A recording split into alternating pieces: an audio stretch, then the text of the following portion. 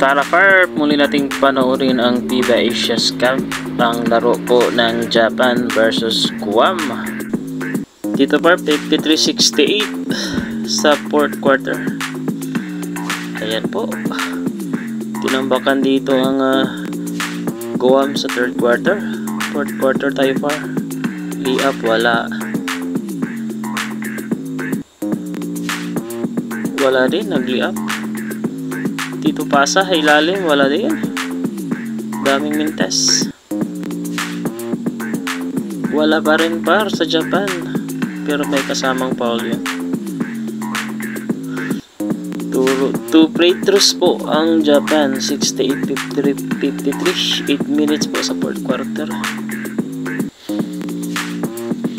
Nangunguna pa rin ang Japan par sa kanilang group.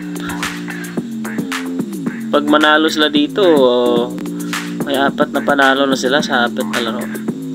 At ang Pilipinas par, no, sa pagkakalam ko ay nakapasok na po sa elimination nila. Kasi nanalo din ng New Zealand laban sa China at kaya po nakapasok po ang ating Pilipinas. Kaya congrats po.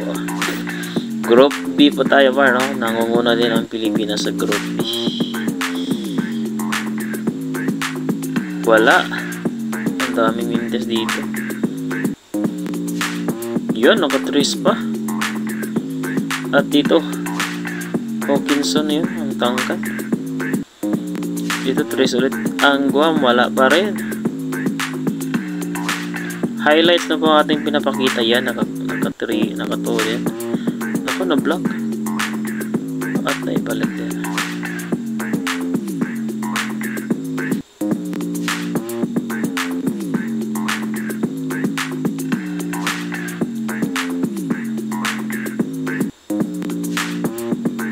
Tres, wala.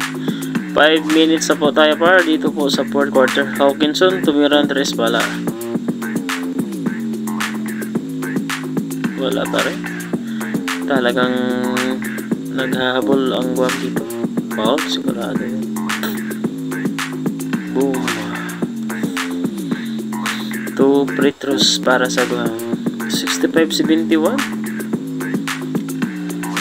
Masyadong malakas din ang Japan par, no, sa kanilang group. Sigurado pag ang gilas ang kanilang makaharap, mahirapan din ang team natin dito. Boom. Yan. So 2 na lang at 3. Ganda ng laro nila dito par. Dumikit-dikit din ang score nila. Oh, naka-trace din. Igualis par. Tayo sila dito, ang ganda. Uy, yun lang. May kasamang foul.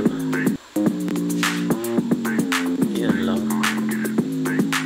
Dito tumira ang 3. Uy, pumasok pa rin. Ay, isa lang. 2 points lang yan. Bang, patay sila doon. Ako lamang na po ng 4. Wala, mintis para. At dinaktak pa ni Hawkinson. May kasamang foul ulit para. Tangkad dito Gaano kayo kataas to? Dito par 1 minute 17 seconds. Fourth quarter. Wala na. Lamang ng 7. Ito nagmamadali. Guam 4-3. Uy, nakatrace pa par. Wala na. 4 ang lamang.